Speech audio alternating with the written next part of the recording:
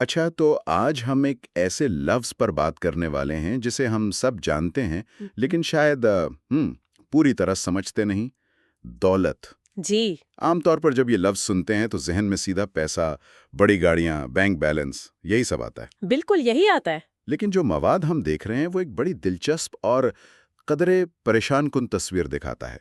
इसे कसरत में गुर्बत कहा गया है। हम्म। यानी वो लोग जिनके पास पैसा तो बेतहाशा है, लेकिन उनकी जिंदगी वो गरीबों जैसी है। हर वक्त तनाव, टूटे हुए रिश्ते और अपने लिए एक लम्हा भी नहीं।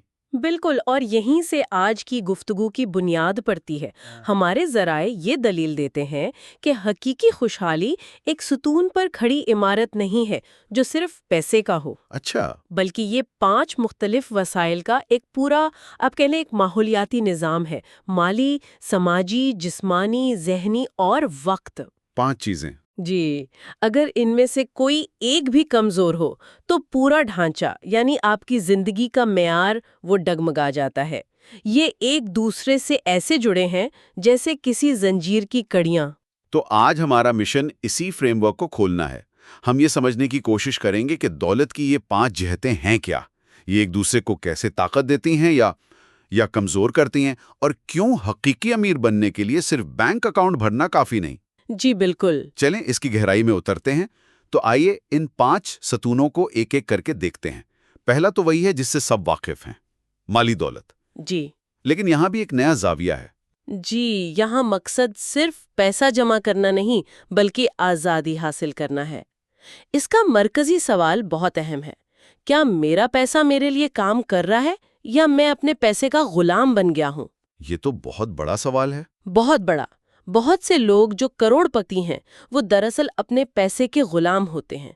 वो अपनी नौकरी या कारोबार छोड़ नहीं सकते क्योंकि उनका लाइफस्टाइल इस पैसे पर मुनहसर है। सही। हकीकी माली दौलत तब होती है जब आपके असासे इतनी आमदनी पैदा करें कि आपको काम करने की जरूरत ना रहे, बल्कि आप अपनी मर्जी से काम करें। ये इंतखाब की आज़ादी है। ये फर्क बहुत अहम है। मतलब पैसे को गुलामी के बजाय आज़ादी का एक जरिया बनाना। और शायद यही आज़ादी हमें वक्त देती है कि हम दूसरी अहम जिहत पर तवज्जो दे सकें, जो कि है समाजी दौलत। ये सिर्फ फेसबुक पर हजारों दोस्त होना तो नहीं है ना? बिल्कुल भी नहीं। समाजी दौलत का ताल्लुक गहराई से है, तादाद से नहीं। इसका मरकजी सवाल आपको हिला कर रख देगा। अच्छा। सवाल ये है, अगर रात के 3 बजे कोई बहरान आ जाए तो मैं किसको फोन कर सकता हूँ जो मेरे लिए उठकर आ जाएगा? ओह। ये वो लोग हैं जो आपकी कामयाबी पर खुश और नाकामी पर आपके साथ खड़े होते हैं। हमारे ज़राए एक अरबपति का जिक्र करते हैं जिसने कहा कि उसके पास सब कुछ है, लेकिन कोई ऐसा नहीं जिसे वो आधी रात को अपनी परेशानी बता सके। तो वो माली तौर पर अमीर, लेकिन समाजी तौर पर दिवालिया था। ये तो बहुत गहरी बात है। और ये मुझे तीसरी जिहत की तरफ ले जाती है, जिस्मानी दौलत। हम अक्सर इसे नज़रअंदाज कर देते हैं जब तक कि कोई मसला ना हो जाए। ये सिर्फ बीमार ना होना तो नहीं है। सही कहा आपने, ये इससे कहीं ज्यादा है। इसका मरकजी सवाल है, मेरा जिस्म क्या कुछ करने की सलाहियत रखता है और कब तक? हम्म। क्या आप बगैर थके अपने बच्चों या पोतों के साथ भाग सकते हैं? क्या आप सीढ़ियां चढ़ते हुए हाँफ जाते हैं? जिस्मानी दौलत आपका वो बर्तन है जिसमें आप जिंदगी के तमाम तजुर्बात से लुत्फानंदोज होते हैं। सही। आप दुनिया के महंगे तरीन रेस्टोरेंट में खाना खा सकते हैं, लेकिन अगर आपका मैदा खराब है तो वो खाना बेमानी है। ये तवानाई, लचक और लंबी उम्र का नाम है। और इस जिस्म को चलाने के लिए जो ऑपरेटिंग सिस्टम है वो हमारी चौथी जहत है, ज़हनी दौलत। मुझे लगता है लोग इसे डिग्रियों और सर्टिफिकेट से जोड़ते हैं। हाँ, और ये एक आम गलतफहमी है। रस्मी तालीम इसका एक बहुत छोटा सा हिस्सा है। ज़हनी दौलत आपकी सीखने की सलाहियत, आपकी जज्बाती ज़हानत, मसाइल को हल करने की महारत और मुश्किल हालात में पुरसुकून रहने की काबिलियत का नाम है। तो इसका मरकजी सवाल क्या बनता है? इसका सवाल है, जिंदगी मुझ पर जो कुछ भी फेंकती है, मैं इस पर रद्द अमल कैसे जाहिर करता हूँ? क्या आप हर मसले पर घबरा जाते हैं या आप इसे एक चैलेंज के तौर पर देखते हैं? ये आपका अंदरूनी सॉफ्टवेयर है जो बाकी तमाम दौलत को संभालता है।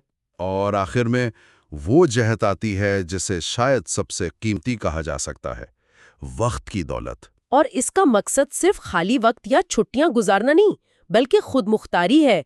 इसका मरकजी सवाल है, मेरे दिन का शेड्यूल कौन तय करता है, मैं या कोई और?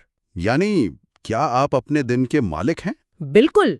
क्या आप सुबह उठकर ये फैसला कर सकते हैं कि आज आप क्या करना चाहते हैं? बहुत से आला ओहदों पर फाइज एग्जीक्यूटिव्स के पास बहुत पैसा होता है, लेकिन उनका हर मिनट किसी और का होता है। वो वक्त के गरीब तरीन लोग हैं। जो बात मुझे इस फ्रेमवर्क में सबसे ज्यादा मुतासिर कर रही है, वो इन सब का आपस में जुड़ा होना है। ये अलग अलग खानों में नहीं है। यही इसका निचोड़ है। ये समझना सबसे जरूरी है। ये एक दूसरे को ज़रब देते हैं।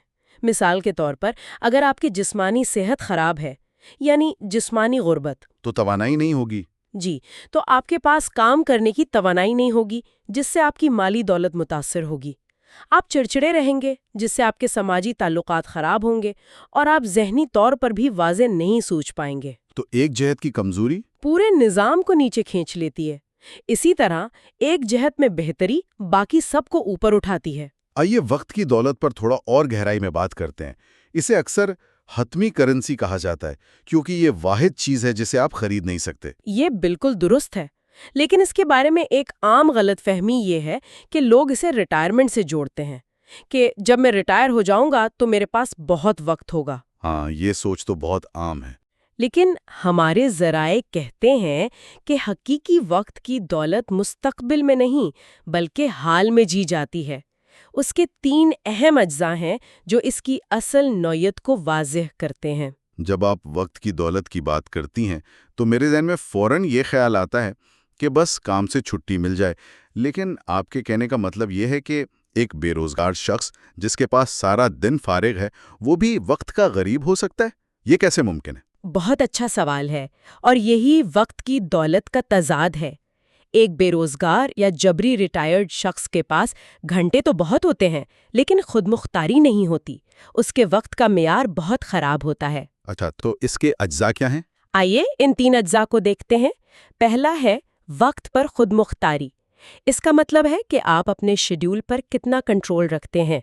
क्या आप गैर ज़रूरी मीटिंग्स को नहीं कह सकते हैं? या दोपहर में 1 घंटे की नींद ले सकते हैं अगर दिल चाहे? बिल्कुल। दूसरा है वक्त की कारकर्दगी।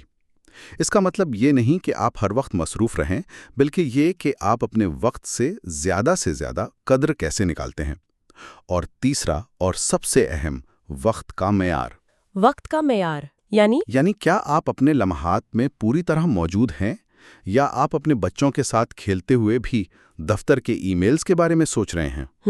एक बेरोजगार शख्स के पास वक्त तो होता है, लेकिन माली परेशानी, मकसद की कमी और साख्त ना होने की वजह से उसका वक्त खाली और बेमायनी होता है। ये आज़ादी नहीं, कैद महसूस होती है। ये बात बहुत गहरी है कि वक्त का मयार मकसद से जुड़ा है, और अक्सर हमारा मकसद हमारे ताल्लुकात और हमारी कम्युनिटी से आता है। ये मुझे सीधा समाजी दौलत की तरफ ले जाता है, जो लगता है कि सिर्फ दोस्तों की गिनती से कहीं ज़्यादा है। बिल्कुल, यहाँ भी गहराई किलीदी हैसियत रखती है। हमारे ज़राए राब्तों के 5 दायरों का एक बहुत दिलचस्प मॉडल पेश करते हैं। 5 दायरे? जी, ये समझने में मदद देता है कि तमाम रिश्ते बराबर नहीं होते। सबसे अंदरूनी दायरा, जिसे इनर सर्कल कहते हैं, उसमें सिर्फ 3 से 5 लोग होते हैं। ये वो लोग हैं जिनसे आप गैर मशरूत मोहब्बत करते हैं और जो आपसे करते हैं। ये आपके वालिदैन, शरीके हयात या बेहतरीन दोस्त हो सकते हैं। यानी वो लोग जिनके सामने आपको कोई दिखावा करने की ज़रूरत नहीं, जो आपकी हर हालत में आपको कबूल करते हैं। जी बिल्कुल वही। उसके बाद दूसरा दायरा दोस्ती का दायरा है। इसमें 10 से 15 लोग हो सकते हैं। ये वो लोग हैं जिनके साथ आपकी बाहमी तरक्की और हिमायत का रिश्ता है। ये आपको चैलेंज करते हैं, आपको बेहतर बनने में मदद देते हैं। अच्छा। तीसरा दायरा कम्युनिटी का दायरा है, जिसमें 50 से 100 लोग शामिल हो सकते हैं। ये आपके शौक, पेशे या अकीदे की बुनियाद पर बनता है। ये आपको अपनेपन और ताल्लुक का एहसास दिलाता है। तो असल समाजी दौलत इन पहले 3 दायरों से आती है। जी, उससे बाहर के दायरे प्रोफेशनल नेटवर्किंग के लिए तो अच्छे हैं, लेकिन वो आपको रात 3 बजे तसल्ली देने नहीं आए। तो हमने ये देखा कि आपके पास क्या वसाइल हैं, लेकिन हमारे ज़राए ये भी बताते हैं کیا آپ ان وسائل کے بارے میں سوچتے کیسے ہیں؟ یہ بھی اتنا ہی اہم ہے، یعنی دولت کی نفسیات۔ یہ شاید سب سے بنیادی نقطہ ہے۔ آپ کی دولت کی شناخت کیا ہے؟ یہاں دو بالکل مختلف شناختوں کا موازنہ کیا گیا ہے۔ پہلی ہے کمی کی شناخت۔ Scarcity identity. جی، اس کا بنیادی عقیدہ یہ ہے کہ دنیا میں ہر چیز کم ہے اور کبھی کافی نہیں ہوگی۔ یہ ذہنیت ہر چیز میں کمی دیکھتی ہے، پیسے میں، وقت میں، مواقع میں، محبت میں۔ اور ایسا شخص اگر امیر بن بھی جائے تو بھی اسے ہر وقت یہ ڈر لگا رہتا ہے کہ سب کچھ ختم ہو جائے گا۔ اس کا نتیجہ ذخیرہ اندوزی، بے چینی اور حسد کی صورت میں نکلتا ہے۔ وہ خرچ کرنے یا سرمایہ کاری کرنے سے ڈرتا ہے کیونکہ اسے لگتا ہے کہ پیسہ واپس نہیں آئے گا۔ میں ایسے لوگوں کو جانتا ہوں، ان کے بینک میں لاکھوں ہوتے ہیں لیکن وہ ایک چھوٹی سی چیز پر بھی خرچ کرتے ہوئے پریشان ہو جاتے ہیں۔ اور اس کے بالکل برعکس دوسری شناخت کیا ہے؟ وہ ہے تخلیق کار کی شناخت، دا کریٹر آئیڈینٹی۔ اس کا بنیادی عقیدہ ہے کہ میں ہر جہت میں دولت پیدا کر سکتا ہوں۔ اچھا۔ یہ ذہنیت کثرت پر یقین رکھتی ہے۔ یہ شخص سمجھتا ہے کہ اگر پیسہ چلا گیا تو میں اور کما لوں گا، اگر ایک موقع ہاتھ سے نکل گیا تو میں نیا موقع پیدا کر لوں گا۔ یہ لوگ مسائل کو مواقع کے طور پر دیکھتے ہیں۔ تو اس کا نتیجہ کیا نکلتا ہے؟ سخاوت، جدت اور نئی قدر پیدا کرنا۔ یہ صرف پیسے کے بارے میں نہیں بلکہ نئے آئیڈیاز بنانے، مضبوط رشتے استوار کرنے اور بہتر نظام تخلیق کرنے کے بارے میں بھی ہے۔ وہ پیسے کو بہاؤ کے طور پر دیکھتے ہیں، نہ کہ ایک جامد ڈھیر کے طور پر۔ اور یہیں سے دولت کے ضربی اثر کا وہ دلچسپ تصور سامنے آتا ہے جس کا آپ نے شروع میں ذکر کیا تھا۔ یہ سادہ ریاضی کی طرح 2+2=4 کا کھیل نہیں ہے۔ بالکل نہیں، اور یہ سادہ ریاضی نہیں ہے کہ 2+2=4 ہو گئے۔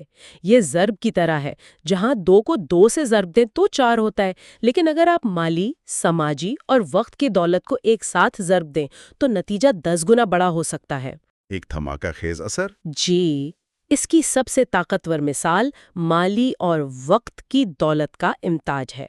اسے تھوڑا مزید کھول کر بتائیں، یہ خود کو تقویت دینے والا چکر کیسے بنتا ہے؟ دیکھیں، جب آپ کے پاس مالی دولت ہوتی ہے، یعنی آپ کے پاس اتنے وسائل ہیں کہ آپ کو ہر وقت کام کرنے کی ضرورت نہیں، تو آپ اس پیسے سے وقت کی دولت خرید سکتے ہیں۔ کیسے؟ آپ کسی اسسٹنٹ کو رکھ سکتے ہیں، آپ اپنے ناپسندیدہ نوکری چھوڑ سکتے ہیں یا ہفتے میں صرف 4 دن کام کر سکتے ہیں۔ اب آپ کے پاس یہ جو آزاد وقت آیا ہے، یہ صرف چھٹیاں منانے کے لیے نہیں ہے۔ اچھا۔ آپ اس وقت کو مزید دولت پیدا کرنے کے لیے استعمال کر سکتے ہیں۔ آپ کوئی نیا ہنر سیکھ سکتے ہیں، کوئی نیا کاروبار شروع کرنے پر تحقیق کر سکتے ہیں، یا اپنے سماجی حلقے میں زیادہ وقت گزار سکتے ہیں جہاں سے نئے مواقع مل سکتے ہیں۔ تو پیسہ وقت خریدتا ہے اور وہ وقت مزید پیسہ یا دیگر قسم کی دولت بنانے کی صلاحیت پیدا کرتا ہے۔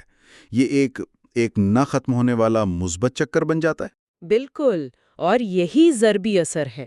ایک اور مثال لیں، جب آپ کی جسمانی دولت اچھی ہوتی ہے، آپ توانا محسوس کرتے ہیں، تو آپ کی ذہنی دولت بھی عروج پر ہوتی ہے۔ آپ زیادہ تخلیقی ہوتے ہیں، بہتر فیصلے کرتے ہیں۔ جی، جس سے آپ کی مالی دولت بڑھتی ہے۔